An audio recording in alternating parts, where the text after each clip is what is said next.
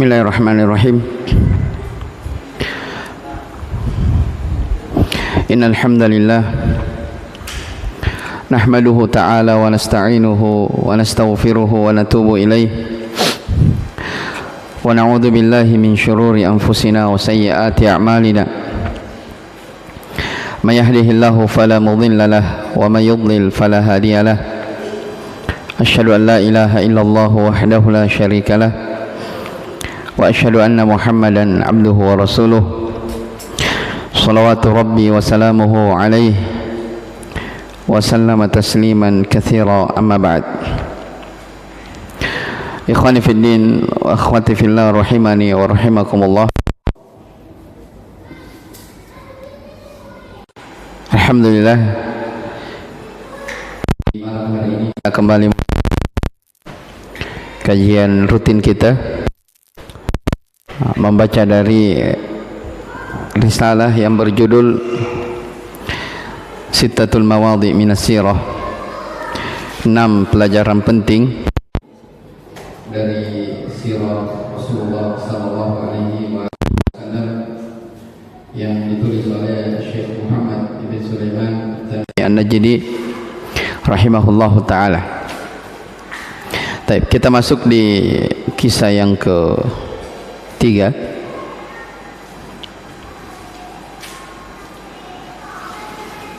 Saya baca dulu. Al-Mawdhi'u ats-tsalits.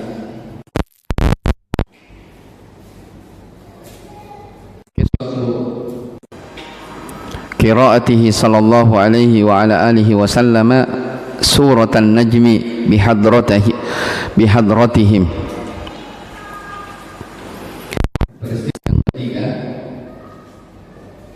Peristiwa tentang atau kisah tentang pembacaan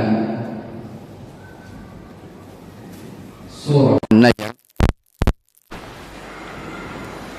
oleh Rasulullah SAW yang dihadiri atau yang disaksikan oleh orang-orang musyrikin ya, di Mekah ya.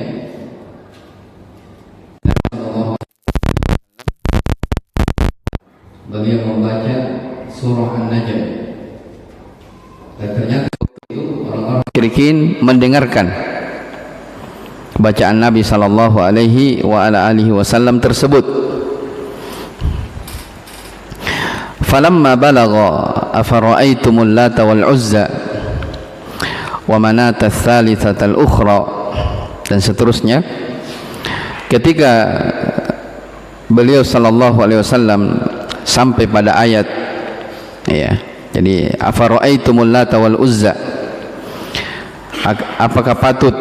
apakah pantas kalian wahai orang-orang musyrikin menganggap al-lata dan al-uzza, maksudnya menjadikannya sebagai sesembahan atau perantara. Taib, ketika Nabi SAW membaca ini afara'aitumul lata wal uzza, alqa syaitanu fi tilawatihi, maka syaitan pun ya memasukkan atau menyusupkan pada bacaan Nabi sallallahu alaihi wa alihi wasallam adalah tilkal gharaniqul ula wa inna syafa'atahum laturtaja.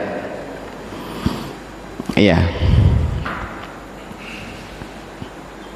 itu adalah gharanik ya, gharanik burung ya, maksudnya penamaan orang musyrikin.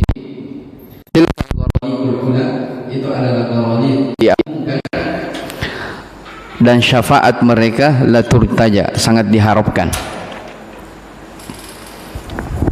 Perhatikan ya, jadi saya ulangi, Nabi SAW membaca surah An-Najm, terus didengar oleh orang-orang musyrikin sebab peristiwa ini di Mekah. Setelah Nabi sampai di bacaan ayat di surah An-Najm, afara'aitumul lata wal uzza, apakah kalian patut menganggap al-lata wal uzza sebagai sesembahan? Ya, ternyata yang didengar oleh orang-orang musyrikin tidak seperti itu. Ya, Justru yang didengar oleh mereka orang-orang musyrikin ini, tilkal gharanikul ula, ya,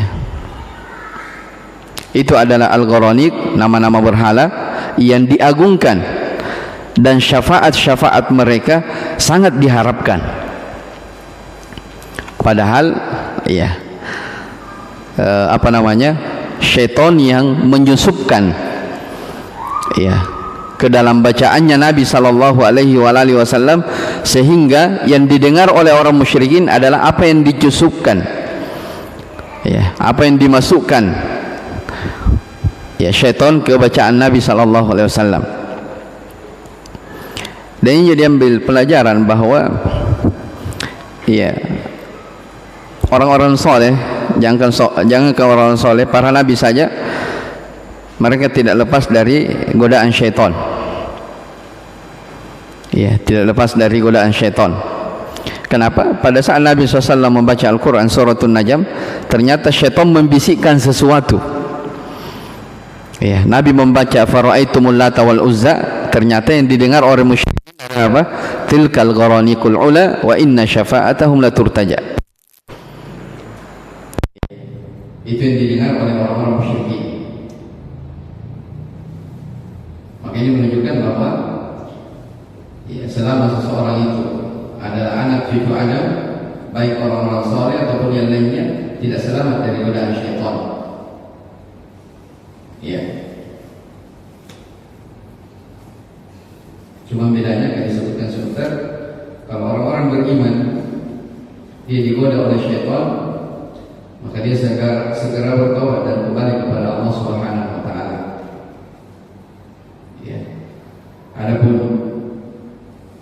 orang yang lemah keimanannya atau selain orang-orang yang beriman, ketika digoda oleh syaitan, maka mereka berketerusan di dalam godaan syaitan tersebut.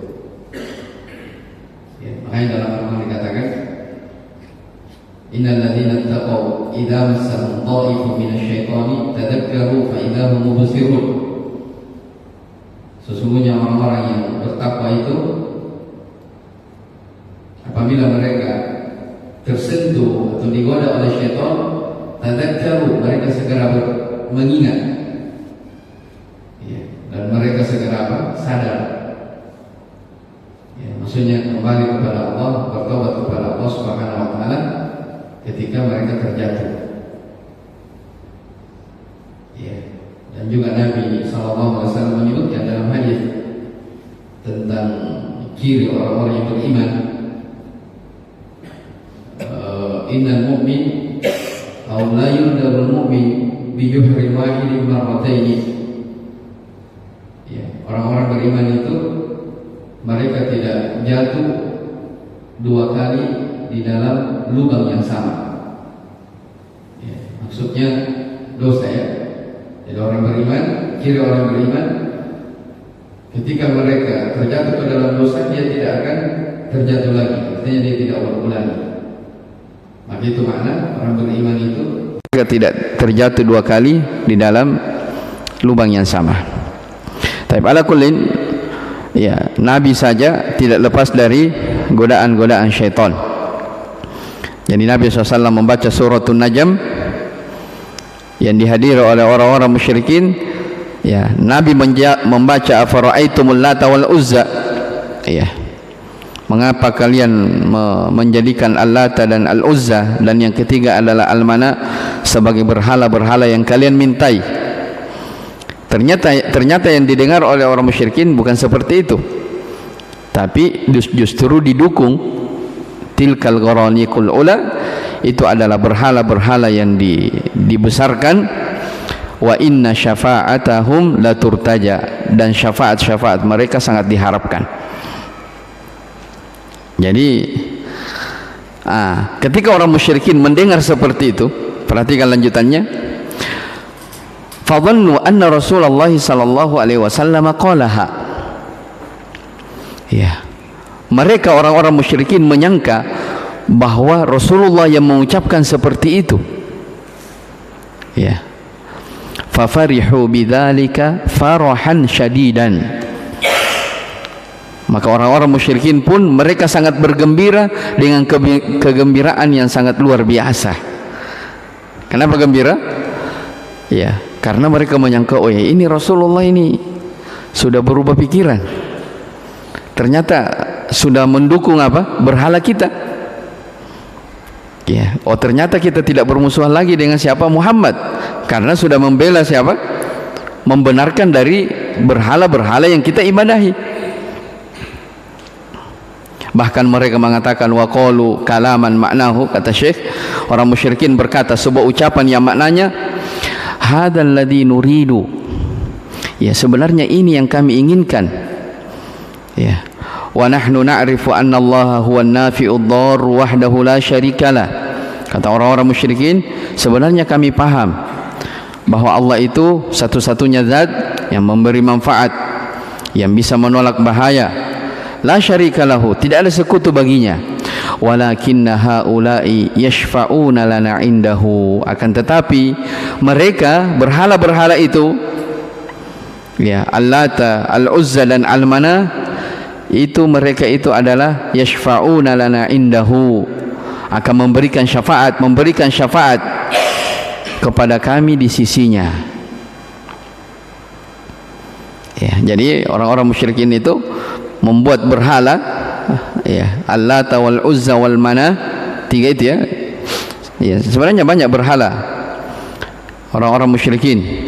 Cuma yang disebutkan dalam Al-Quran tiga, kata para ulama, itu berhala mereka yang terbesar, yang paling mereka agungkan. Ya, yang paling mereka apa? Agungkan. Makanya itu yang disinggung, berhalanya orang-orang musyrikin yang terbesar. Jadi mereka, ya, di dalam hal masalah rububiyah, meyakini Allah yang mencipta, memberi rezeki, mengatur, menghidupkan, mematikan, mereka yakin itu. Tidak ada yang bersyirikat dengan Allah di dalam hal itu. Terus berhala-berhala ini apa? Ya, berhala-berhala ini dia mintai syafaat. Dia jadikan perantara antara dirinya dengan Allah. Dia jadikan ini berhala sebagai apa? Penolongnya, pemberi syafaatnya. Dan itulah hakikat kesyirikan orang-orang musyrik di zaman Nabi sallallahu alaihi wasallam. Taib. Jadi lihat di sini, kata orang-orang musyrikin, itu yang kami inginkan dari Muhammad. Ya.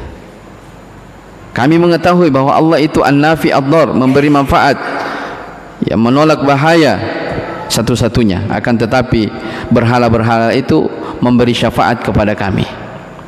Taib. Falamma balagha as-sajadata sajada wa sajadu ma'ahu. Ketika Nabi sallallahu alaihi wasallam sampai pada bacaan ayat as-sajadah, Nabi bersujud, orang-orang musyrikin ikut bersujud. Bayangkan. Jadi kan di surah An-Najm itu, di ayat yang terakhir ada surah apa? Ada ayat sujud kan? Ya, fasjudu lillahi wa'budu. Akhir di surah An-Najm itu.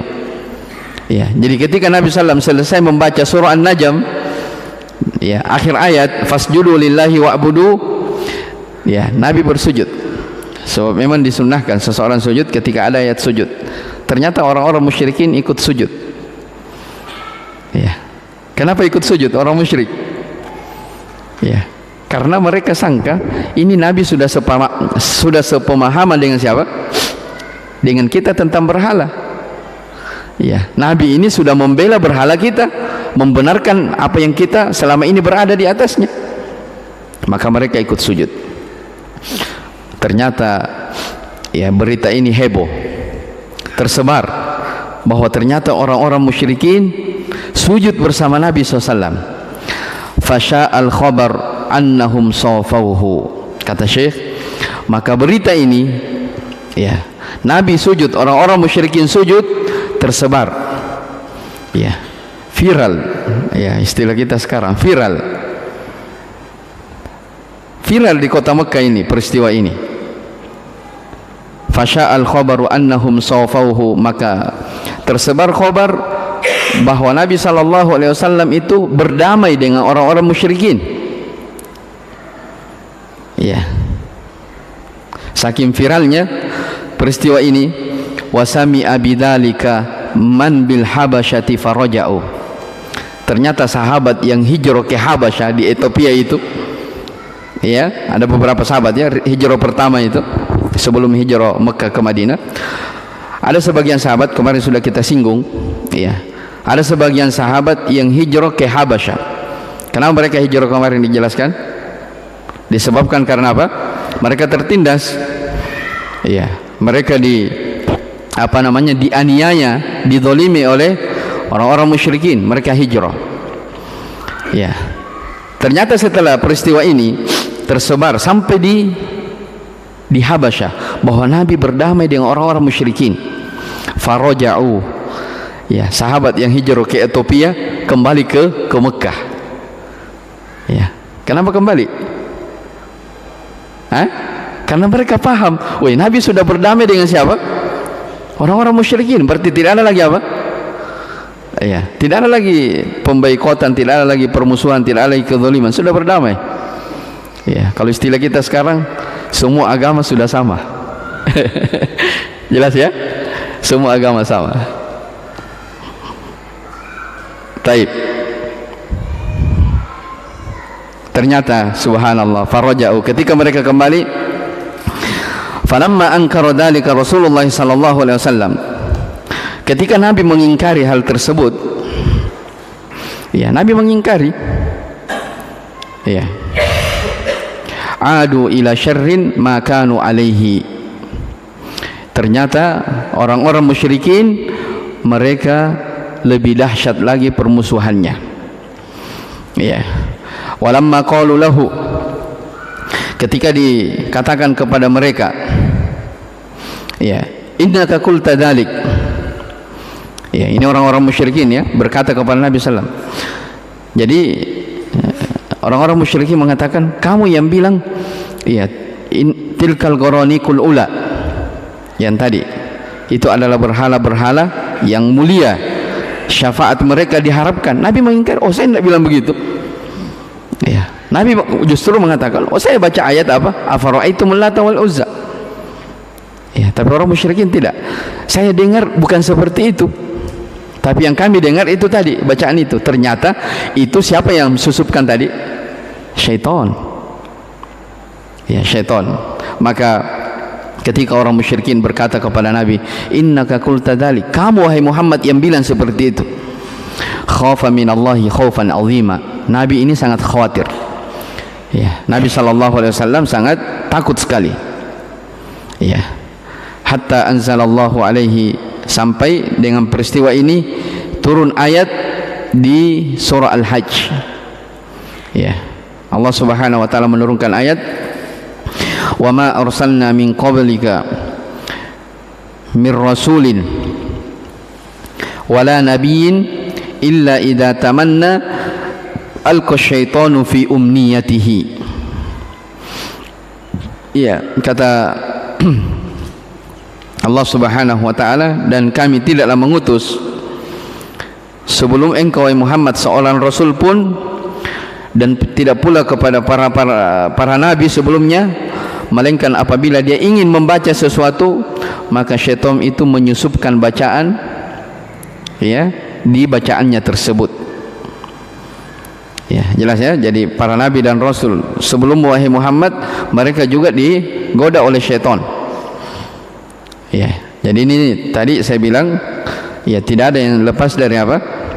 Dari godaan syaitan. Tidak ada yang lepas dari rayuan-rayuan iblis. Ya, hatta para nabi dan rasul. Ya, hatta para nabi dan rasul mereka juga disusupi oleh syaitan. Ya, makanya Nabi sallallahu alaihi wasallam bersabda, "Inna syaitana qad yajri min bani Adam majrad dam." Sesungguhnya syaitan itu telah berjalan pada tubuh manusia seperti mengalirnya darah. Ya, maksudnya sangat dekat. Makanya tidak ada musuh yang paling, sebagaimana yang telah kita bahas, tidak ada musuh yang paling susah dilawan melebihi daripada musuh syaitan ini. Ya, inna syaitana lakum aduun fattakhiduhu aduwa. Sesungguhnya syaitan itu adalah musuh kalian, yang nyata, maka jadikanlah dia sebagai musuh, jangan jadikan sebagai teman. Innama yada'u hizbahu liyakunu min ashabis sa'ir. Sesungguhnya syaitan itu hanya mengajak ya pengikut-pengikutnya untuk menjadi penghuni neraka yang menyala-nyala. Iya. Jadi tidak ada yang selamat dari gangguan dan godaan syaitan. Dan dahsyatnya dari godaan syaitan tersebut, yang digoda oleh syaitan itu adalah apa? Hati manusia. Ya, yang mana hati ini adalah penentu dari segalanya dalam tubuh manusia, hati. Ya. Hati manusia ini yang mengatakan apa? Iya atau tidaknya pada sebuah perkara. Hati yang mengambil keputusan iya atau tidak. Nah, ini yang digoda oleh syaitan. Makanya disebutkan dalam suratul Nas apa? Alladzi yuwaswisu fi sudurin nas, yang telah membisikkan ke dalam hati-hati manusia. Jadi ketika syaitan menggoda, yang digoda adalah apa? Hati manusia. Jadi ketika hati yang digoda, maka yang lain ikut. Demikian. Baik. Wa ma arsalna min qablika min rasulin, dan tidaklah kami mengutus sebelum engkau seorang rasul, demikian pula seorang nabi, illa idza tamanna alqa syaitanu fi umniyatihi, kecuali apabila ketika nabi dan rasul ini punya keinginan ya, ingin menyampaikan sesuatu, alqa syaitanu fi umniyatihi, maka syaitan pun menyusupkan ya sesuatu pada bacaan-bacaannya. Iya. Kemudian kata Syekh di sini,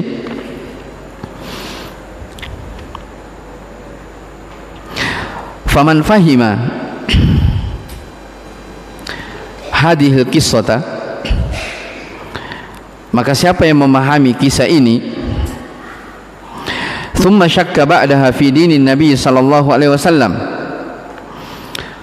kemudian setelah itu dia ragu tentang agama Nabi sallallahu alaihi wasallam, walam yufarriq bainahu wa bainal musyrikin, dan dia tidak bisa membedakan antara agama Nabi dan agamanya orang-orang musyrikin, antara keyakinan Nabi SAW dengan keyakinan orang-orang musyrikin, fa'ab'adahu Allah,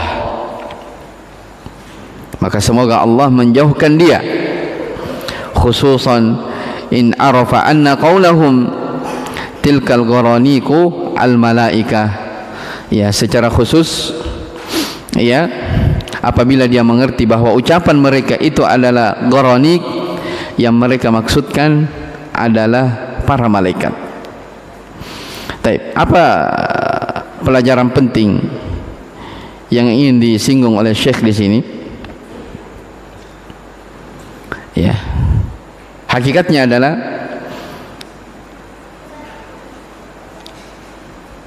apa yang diterangkan oleh Syekh di sini dari peristiwa kisah ini dikenal dengan kisah apa namanya, Al-Gharanik ya. Al-Gharanik, kisah tentang pembacaan Nabi sallallahu alaihi wasallam dari surah An-Najm. Ya, disebutkan di sini bahwa hakikatu al-adawati baina Nabi sallallahu alaihi wasallam, ya, hakikat permusuhan antara Nabi sallallahu alaihi wasallam dengan kaum musyrikin adalah seputar apa? Seputar berhala ini, seputar masalah apa? Mengambil perantara atau syafaat. Ya. Di dalam masalah tauhid al-uluhiyah.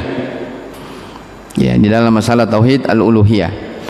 Adapun tauhidur rububiyah, ya, orang-orang tidak ada yang mengingkari dari orang-orang musyrikin, ya, tentang tauhid al-uluhiyah, tentang tauhid ar-rububiyah, bahwa Allah Subhanahu wa taala adalah zat satu-satunya yang mengatur, yang memberi rezeki, yang menghidupkan, mematikan, ya, yang memberi manfaat, ya, yang menolak bahaya, ya, yang menciptakan langit dan bumi dan seterusnya. Nah, itu keyakinan orang musyrikin mantap di situ. Dan bukan itu perseteruan Nabi sallallahu alaihi wasallam antara beliau dengan orang-orang musyrikin, bukan. Ya. Tetapi yang menjadi hakikat permusuhan Nabi SAW dengan orang-orang musyrikin adalah seputar masalah itu tadi yang disebutkan di dalam kisah, haula'i syufa'auna indallah. Ya, mereka mengatakan, ya, berhala-berhala itu kami tidak menyembahnya, tapi mereka itu adalah pemberi syafaat kami di sisi Allah. Ya. Dalam ayat lain dikatakan, ma na'buduhum illa liyuqarribuna ila Allahi zulfa. Ya, kami tidak beribadah, kami tidak menyembah mereka, melainkan mereka itu yang mendekatkan kami kepada Allah dengan sedekat-dekatnya.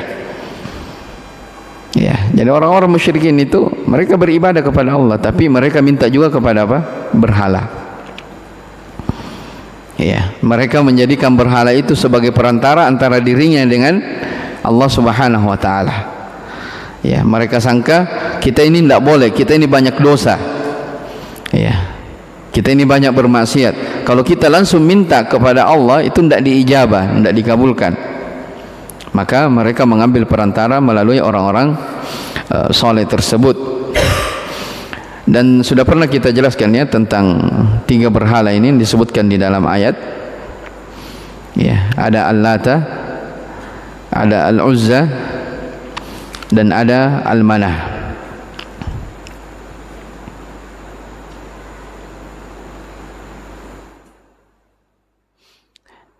Taib. Makanya kata Syekh Al-Fauzan hafizahullah taala, beliau ada penjelasan tentang Sittatul Mawadhi' min Sirah ini. Kata beliau, maksudu syekhi min iradiha anna al-musyrikina yaquluna nahnu la na'budu hadhihi al-asnam ala i'tiqadin annaha takhluqu wa tarzuqu wa tanfa'u wa tadur wa innama na'buduha talaban lisyafa'ati bi an tashfa'a lana indallahi subhanahu wa ta'ala. Ya, maksud penulis membawakan kisah ini bahwa orang-orang musyrikin mengatakan kami tidak beribadah kepada berhala-berhala itu di atas keyakinan bahwa berhala itu mencipta, memberi rezeki, memberi manfaat dan menolak bahaya. Akan tetapi na'buduha, kami beribadah kepadanya talaban lisyafa'ah, karena meminta syafaat. Ya, bi an tashfa'a lana indallahi subhanahu wa ta'ala, agar mereka memberi syafaat kepada kami di sisi Allah subhanahu wa ta'ala. Fallahu abtala hadha wa aqarra al-Qur'ana ala ma huwa alaihi min ibtali ibadatiha. Ternyata Allah Subhanahu wa taala mengingkari hal ini. Iya, dan Al-Qur'an menetapkan atas batilnya peribadahan mereka kepada berhala-berhala tersebut. Iya, ini menunjukkan apa? Perbuatan mereka itu itulah hakikat kesyirikan, ya, yang dilakukan oleh orang-orang musyrikin di zaman Nabi sallallahu alaihi wasallam. Baik, kemudian yang ingin saya sebutkan di sini, ya, terkait tentang ayat, ya, yang di surah Al-Hajj, ya, ayat 52.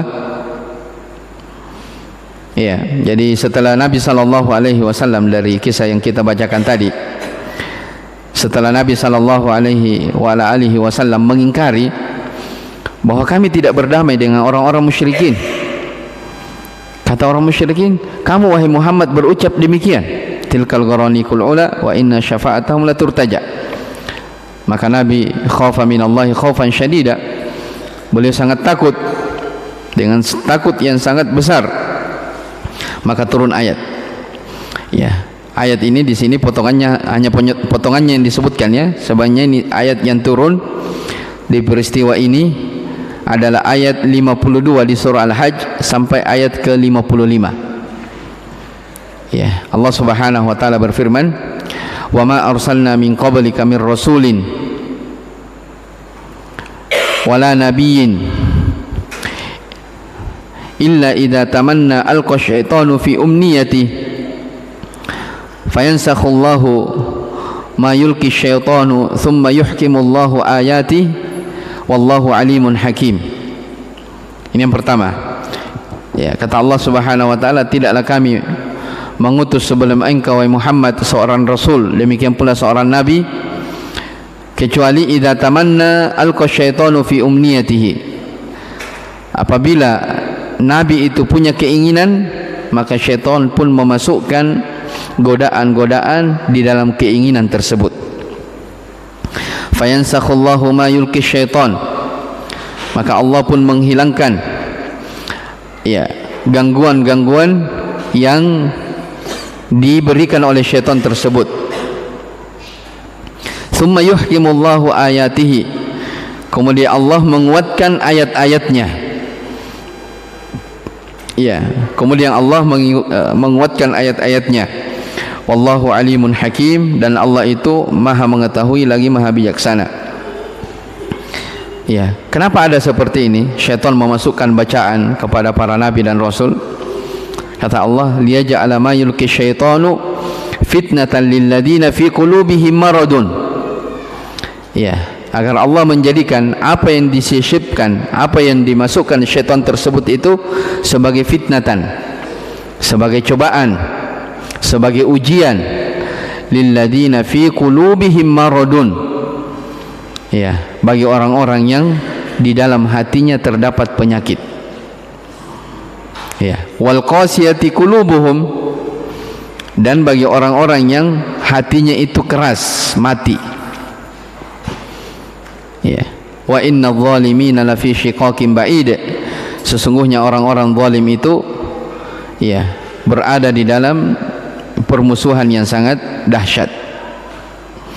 Wal ya'lamal ladzina utul ilma annahu al-haqqu min rabbika, dan agar orang-orang yang diberikan ilmu dia tahu bahwa itu adalah kebenaran yang datang dari Tuhanmu. Fayu'minu bihi, lalu mereka beriman. Fatukhbita lahu qulubuhum, lalu hati mereka tunduk. Wa innallaha lahadil ladzina amanu ila siratim mustaqim, sesungguhnya Allah itu betul-betul memberi hidayah kepada orang-orang yang beriman menuju kepada jalan yang lurus. Ini beberapa ayat yang Allah Subhanahu wa taala turunkan kepada nabinya di peristiwa Al-Gharaniq ini. Dan subhanallah, kalau kita lihat ayat ini, surah Al-Hajj ini, Imam Ibnu Qayyim rahimahullah punya pembahasan penting di dalam menjelaskan ayat ini.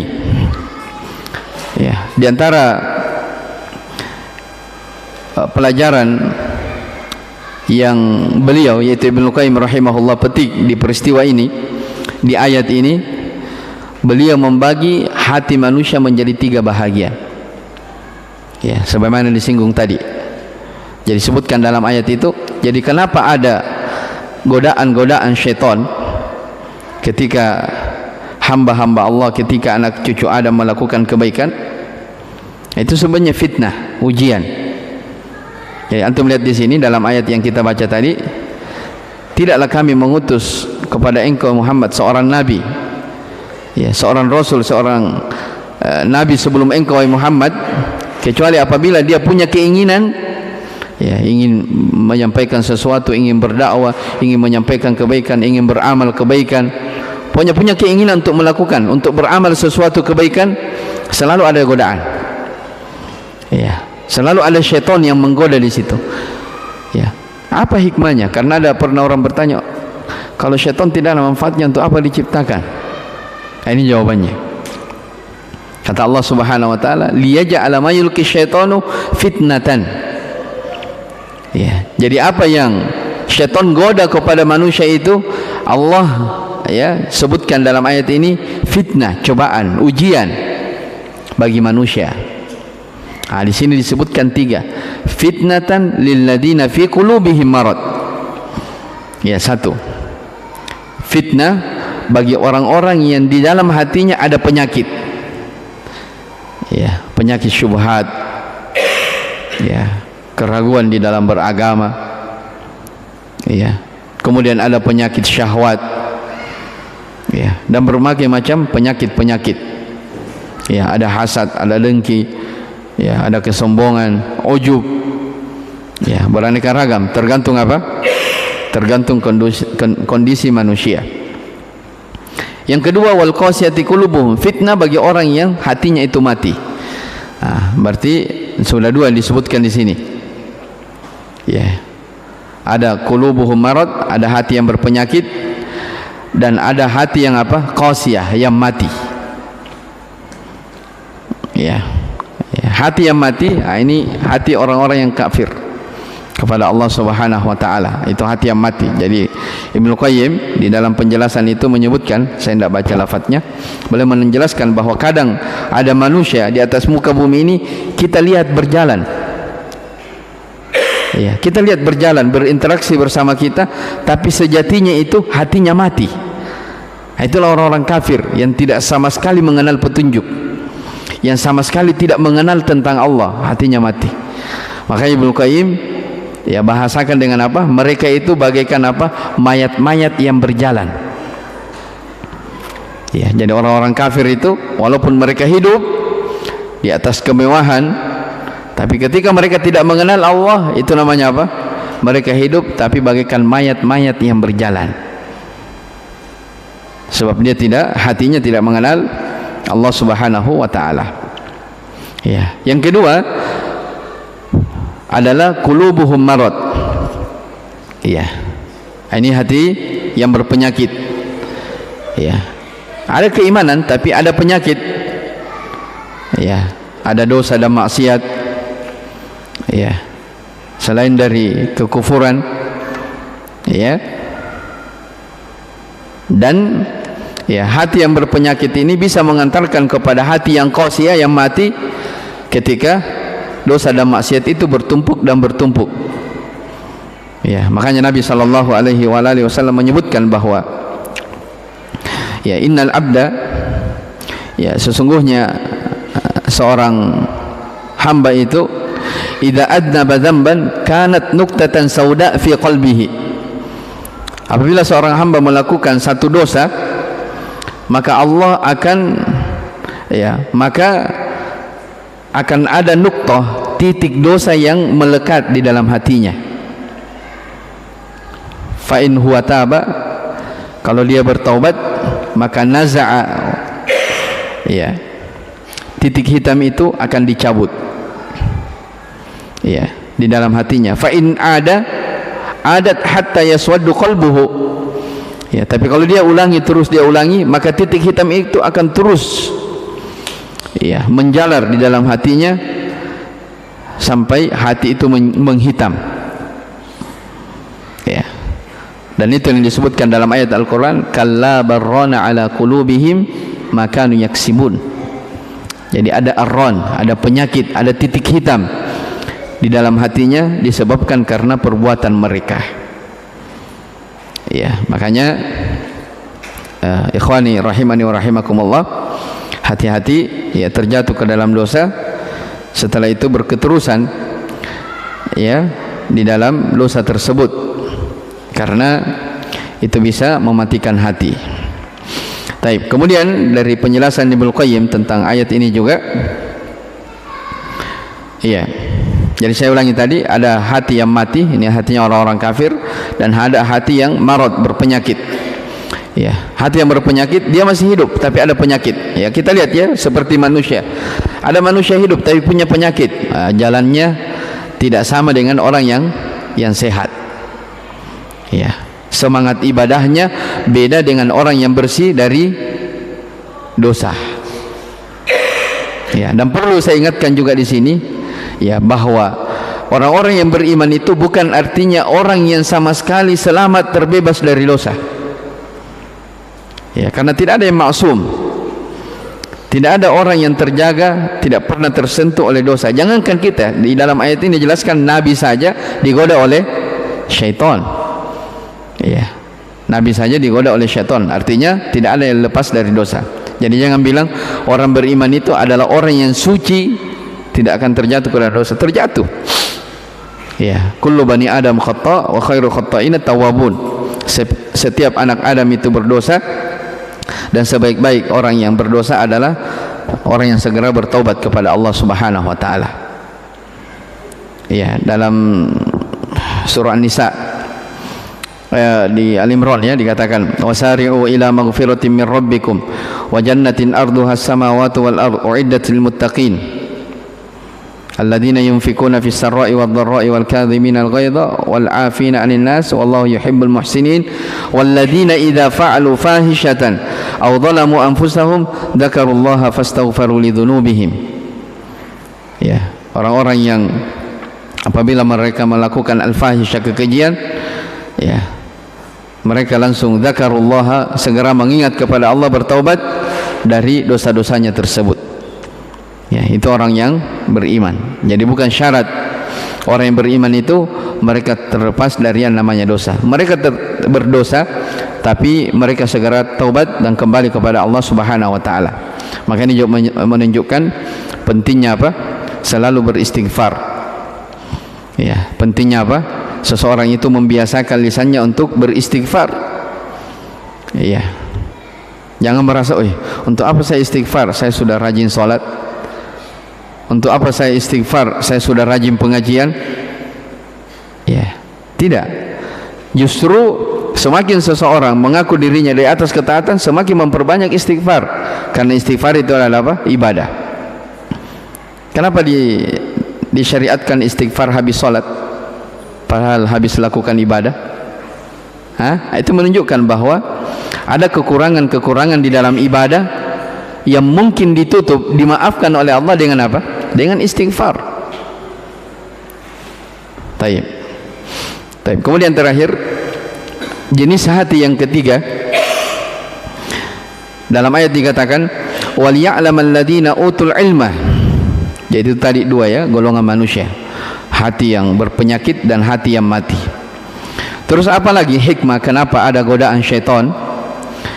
Ya, wal ya'lamal ladzina utul ilma annahu al-haqqu min rabbik, agar orang-orang yang diberikan ilmu dia tahu bahwa itu adalah al-haq yang datang dari Allah Subhanahu wa taala.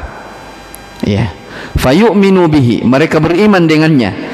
Fatukhbita lahu qulubuhum, dengan hal tersebut hati mereka menjadi tunduk. Ibnu Qayyim menyebutkan kata tukhbit ya dalam ayat ya, kata tukhbit, fatukhbita lahu qulubuhum, hati mereka tunduk. Inilah hati yang apa? Inilah hati yang baik, hati yang sehat. Ya, hati yang sehat. Hati yang selalu tunduk, taat, patuh terhadap perintah-perintah Allah Subhanahu wa taala, tunduk dan patuh dari menjauhi larangan-larangan Allah Subhanahu wa taala. Dari sini juga beliau mengatakan bahwa dari pokok kehidupan, ya, dari pokok hidupnya hati seseorang adalah mengikuti jalannya para nabi dan rasul. Beliau memetik pelajaran dari ayat yang kita jelaskan ini. Dari pokok kehidupan hati seseorang adalah mengikuti jalannya para nabi dan rasul. Ya, mengikuti jalannya para nabi dan rasul Allah Subhanahu wa taala. Karena ketika seorang mengikuti jalan para nabi dan rasul, itulah yang menyebabkan hati seseorang itu menjadi hidup.